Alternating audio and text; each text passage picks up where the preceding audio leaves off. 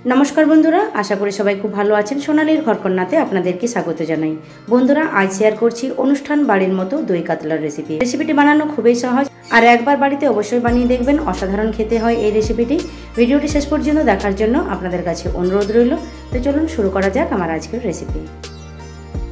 दई कातला तैरी करार जन्य एखाने आमि 4 पिस कातला माछ नियेछि। प्रथमे माछ मैरिनेट करे नेब। माछ मैरिनेट करार जन्य प्रथमे दिये दिচ্ছি सामान्य परिमाण लवण, दिচ্ছি হলুদ গুঁড়ো,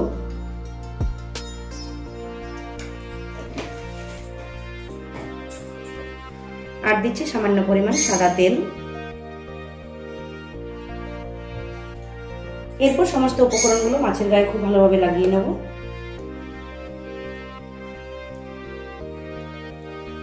মাছের গায়ে লবণ হলুদ খুব ভালোভাবে মাখিয়ে নেওয়ার পর 5 মিনিট আমি সাইডে রেখে দিচ্ছি। দই কাতলা তৈরি করার জন্য এরপর একটা মশলা তৈরি করে নিতে হবে। একটা বাটির মধ্যে নিচ্ছি কয়েকটা কাজু, নিচ্ছি 1 চামচ মৌরি, আর নিচ্ছি 2 চামচের মতো পোস্ত। এরপর মশলাগুলো জল দিয়ে কিছুক্ষণ ভিজিয়ে তারপর পেস্ট তৈরি করে নেব। এরপর ম্যারিনেট করা মাছগুলোকে ভেজে নিতে হবে। কড়াই গরম করে এর মধ্যে দিয়ে দিচ্ছি কিছুটা পরিমাণ সাদা তেল। তেল গরম হয়ে গেলে মাছগুলো এর মধ্যে দিয়ে ভেজে নিচ্ছি।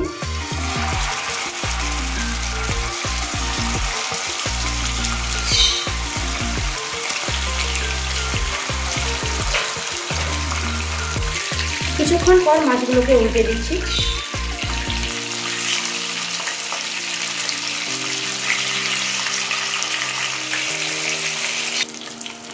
মাছের দুটো পিঠ খুব ভালোভাবে ভেজে নিচ্ছি। এরপর তুলে নিচ্ছি।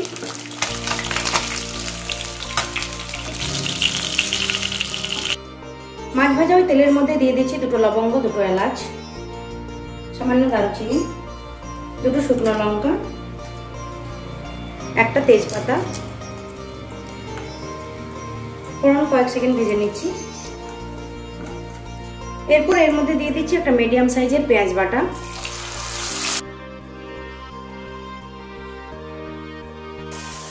এরপর পেঁয়াজ বাটা কিছুক্ষণ নাড়াচাড়া করে নিচ্ছি। পেঁয়াজ বাটা কিছুক্ষণ নাড়াচাড়া করে নিয়েছি। এরপর এর মধ্যে দিচ্ছি 1/2 চামচের মতো আদা রসুন বাটা। এরপর আদা রসুনের কাঁচা গন্ধ চলে যাওয়া পর্যন্ত ভেজে নিচ্ছি।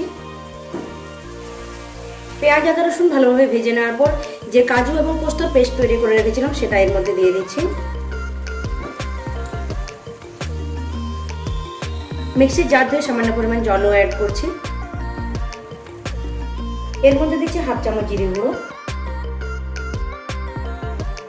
1/2 চামচ দিয়ে দিলাম ধনে গুঁড়ো। এরপর মশলা খুব ভালোভাবে কষিয়ে নিতে হবে।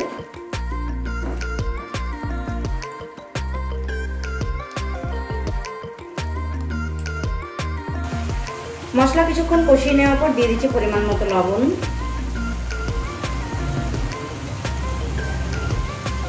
লবণ মশলার সাথে ভালোভাবে মিশিয়ে নিয়ে আবারও কিছুক্ষণ কষে নিচ্ছি।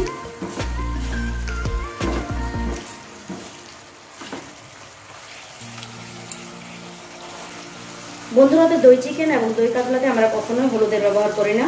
তবে আপনারা যারা একেবারে সাদা রান্না পছন্দ করেন না তারা সামান্য পরিমাণ হলুদ বা লঙ্কার গুঁড়ো ব্যবহার করে রান্নার কালার অ্যাডজাস্ট করতে পারেন।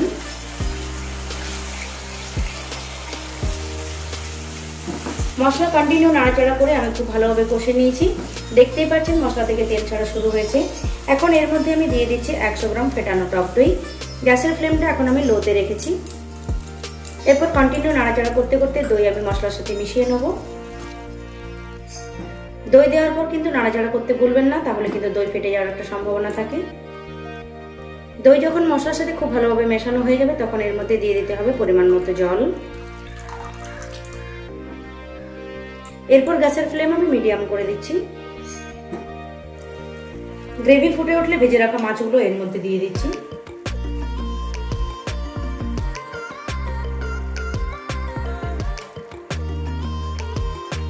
এরপর ঢাকা দিয়ে গ্রেভির সাথে মাছগুলো রান্না করে নিচ্ছি 10 মিনিটের মতো। 10 মিনিট পর ঢাকনাটা খুলে নিচ্ছি। বন্ধুরা দেখুন দই কাতলা আমার একদম রেডি। বন্ধুরা দেখুন রান্নাটা কতটা লোভনীয় দেখাচ্ছে।